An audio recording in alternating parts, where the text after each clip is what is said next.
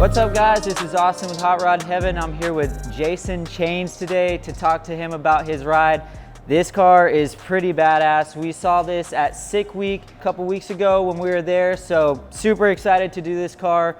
Jaeson, tell me a little bit about the ride that we have here. The car is a 2002 Mustang GT. I probably got it 8 years ago. New Edge that came out when I was in high school, so I always really liked the car. And I had a 95 Camaro. Okay. And I didn't want to do the rear end swap to a 12 bolt, and I got rid of it. This came up for sale. I was like, I gotta have my high school car. Yeah, for sure. And then just got it. Wow, so okay. it was a decent running car. Okay. It smoked a little bit. It had two valve in it. Yeah. Heck yeah. And it was insanely slow. It took me like 3 weeks to get to the drag strip because I could only go on, what was it, like Friday night or Saturday night or something. For sure. And it rained. You know, it was like during the summertime, so it rained 3 weeks straight. The fourth week I got it out there and it ran a 14.2 at 98 mile an hour. I parked it in my garage and did not drive it again until I had a turbo kit on it. Oh, wow, yeah. So it took me like 3 months to get the on-3 kit for it and then turboed the 2-valve. Now the motor came from LKQ. It's a bone stock 2016 F-150 engine. We put oil pump gears, I locked the cams out, and crank sprocket, and that's it. Okay. It is a bone stock long block, no cams. It still has F-150 cams in it. 2018 Gen 3 intake manifold. Yeah, that's pretty standard. And we took this out after 2019 drag week. It had a 4.62 valve in it. Okay. With an 80 millimeter turbo. It had blocked all the coolant ports. It kept burning the #1 spark plug up. So I pulled the cylinder heads off and I was like, these are messed up. At that point, I didn't want to put the 2-valve back in the car. So this motor, which is nice, I had to make a new set of motor plates, but the mid plate, the converter, the transmission, everything works with it. So I just had to make a new turbo kit for it, and that was it. Yeah, that's awesome. Speaking of turbo, what kind of turbo do you have on the car currently? Well, the turbo is a forced induction, so it's a Jose 91102. I love how when you were pulling into the garage, you could just see it peeking out of the grill. I think that looks freaking badass, so that's so cool. I've always wanted it like that, and luckily the radiator, and I'm sure everybody's like, does that thing actually cool when it goes down the road? And surprisingly it does. Yeah. Thank God for E85, but it does cool the car really good. But the radiator being so tiny, I was able to put the turbo there, which is nice. The transmission's a Rossler Terminator 6 Power Glide with a Cameron torque converter, service converter. What kind of horsepower are you making on the car? Do you know like a certain number? No idea. Never. We quit using dynos a long time ago. Okay. We'll go, hit it on the street and that'll give me enough data to put a tune-up in it. We're good to go. At Mod Nationals, it went at 811 at about 170 mile an hour. How was your Sick Week? What was your average time that was going through there? Did you have any trouble? We spun on the first day and we loaded up, and I should have went back around. I ended up, because it was like a 10.0 pass, and by the time the average came out, it was like an 890. My 4-day average was an 853. 7, which actually would have won the class. We didn't realize at the time the upper control arm bolts, the nuts were coming off of them. But we went back and looked at the video from the Tuesday's run when it went a 50 with a 3, which was great. And we packed up and we're like, we'll take that. That was at Bradenton, right? Right. We looked at the video and you could see the rear end like starting to move as the car left the line, and I was like, whoa. I was like, what's going on there? I went outside in the hotel parking lot and I was like, okay, I found the issue, and we torqued them down, and then everything from there was fine. Solid. The whole week was just spent on trying to get the car dialed in, and we took a little bit of weight out of the car. Okay. So it actually was running the 850 on 2 pounds less of dome. So I was pulling power out of it the whole week, and I ended up it was running the 50 on 13.5 pounds of boost. That's it. A lot better than 2-valve.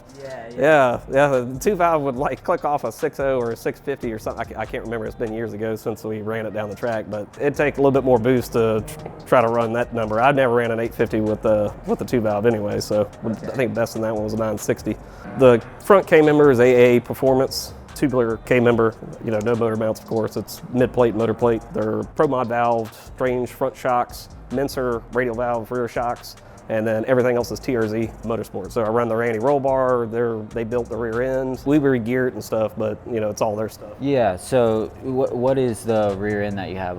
It's an 8.8. 8.8. Okay. What's the gearing that you? It's a 373. All right, Jaeson, tell me a little bit about the wheels that you're running on the car, because honestly, with the black on black, these wheels look freaking sick on this car. So tell me a little bit about what we got going on. Not a big fan of chrome, obviously. Yeah. The wheels are RC comps. They're Hammer series, I believe. Rear one's on the same non-bead lock. We run a Mickey Thompson Sportsman tire to drive around on, a Pro bracket with bead lock RC comps for racing. It's 17 by 4.5 in the front. Okay. The rear is 15 by 10 always. I wanted to go a 12-inch, but a 12-inch wheel with a 275, but I was like, I don't, how low the car is, it probably wouldn't have worked out. So I didn't want tires rubbing and all that kind of good stuff. Because the rear end actually is out of an SN95. Oh, wow, got it from Justin Starkey actually out of one of his Cobras. I drove over their old VMP place and picked it up. The axle tubes on a SN95 are shorter, and it makes the 6.5-inch backspace wheel on the New Edge car fit perfectly in there. So and the fenders aren't rolled or anything, so it doesn't rub or none of that. Let's talk about the interior here. It looks pretty race car, but it's a street car. Tell me what cage do you have? Yeah, street car. Tell me a little bit about the cage that you have on the car. It's a 25.5 cage. It's basically a death trap when you're driving down the road without a helmet on. Yeah, definitely. And then you have the Kirky seats on here. With this cage, you said you plan on kind of getting the probably the need to get a containment thing for the seat. Yeah, so I'm not. Somebody hits me or I get into an accident. This isn't the original dash or anything, is it? It's a 66 Mustang dash, and the reason why I did that is the center console was gone. Okay. And to me, the New Edge dash without the center console, it doesn't look very good. Yeah.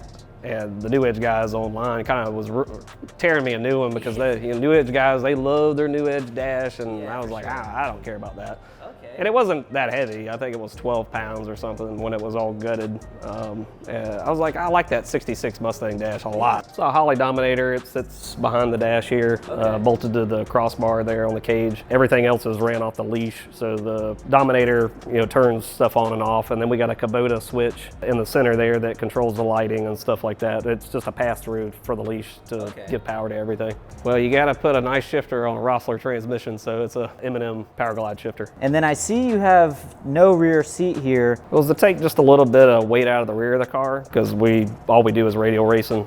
So add a little front bias to it. That always helps the car out a little bit. I was like, man, I'm just going to take them out, and saving me like 40 pounds or something like that off the rear of the car, which was awesome. And you can't put anything in the back seat anyway. Yeah, so for sure. Yeah, we got this little area here that we shove stuff back there during these drag and drives things, and other than that, everything always comes back out of it anyway. All right, I think that kind of wraps everything up for interior. I say we get the camera in the car and go for a ride, man. Let's go for a ride. All right, let's do it.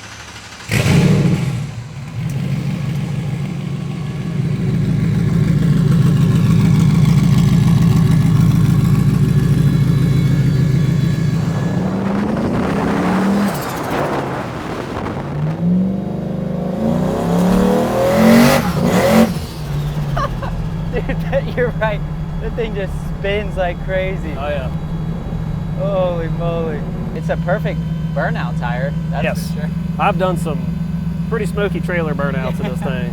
So you were telling me a little bit about the air freshener. Can you tell me the story behind that? We threw this car together for 2021 drag week with the Coyote combination and all that good stuff. And when we got to Rory's house, it still wasn't done. So it still wasn't done even though when I was in Tennessee.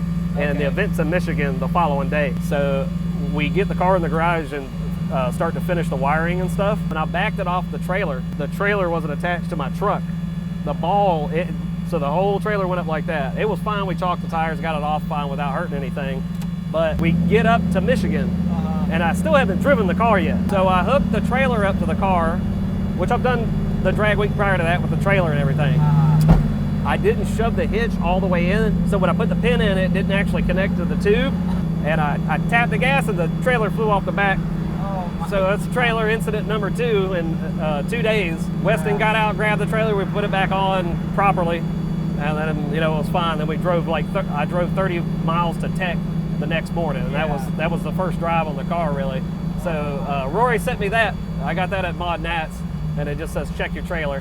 And me as a little baby. That's what's tough, man. It's like with these drag and drive events, it's like you're always working until the last minute. It's like, dude. We worked on this thing the whole week. Yeah. We had a set of aftermarket valve covers that were on it, and we didn't realize they leaked. So after we left the first track, it had filled up all the spark plug holes with oil, and then they started pouring on the header. We made it 10 miles outside the first track, headed to the second one, and it was just smoking like crazy. So we got some RTV and RTV'd it to death. There was so much RTV on those aftermarket valve covers, it was insane.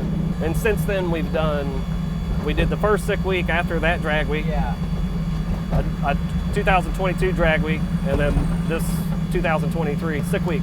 So we got, 5,800 miles on this setup now, 60 plus 8-second passes. We've done five drag and drives, and we've completed all of them. That's sick, dude. Well, I just want to give a huge shout out to Gum Out for sponsoring this video. You've seen them in a lot of our videos. They've helped out in the past. It's a great product. What they did was hook up Jaeson with a cool little care package, gave him some Gum Out Regain. What this does is it cleans the entire fuel system, removes carbon deposits, and cleans fuel injectors and carburetors to help maximize fuel economy and horsepower. So big shout out to them for doing this, and Jaeson also, thank you for letting me do this with your car. And also I want to give a huge shout out to Mark, who let us use his garage. If you haven't seen his video, we did one in the past. Make sure you check it out. I'll link here below. Make sure you like this video, subscribe, and I'll see you next time.